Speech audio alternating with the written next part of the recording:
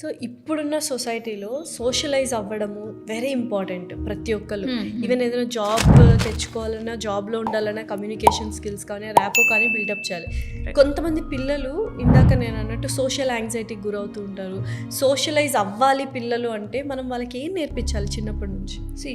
మీరు correct question అడిగారు. Because 2030 వరకు ఏవైతే టెక్నికల్ జాబ్స్ ఉన్నాయి కదా, 85% టెక్నికల్ జాబ్స్ లూజ్ అవుతారు. బికాస్ ఏఐ అలాంటి రోబోట్స్ మన ప్లేస్ని రీప్లేస్ చేస్తుంది. డెఫినెట్లీ 15% మాత్రమే సోషల్ ఎమోషనల్ స్కిల్స్ అనేటివి ప్రతి ఒక్కరు నేర్చుకోవాలి. లేదు నేను ఇంట్రోవర్ట్ని, నాకు మాట్లాడడం రాదు, నేను ఇప్పటివరకు మాట్లాడలేదు అంటే యు ఆర్ గాన్ మార్కెట్లో.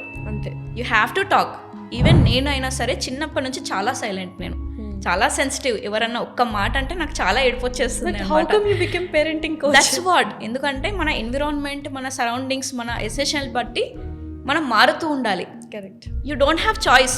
అంతే అంతే, మారాలి అంతే.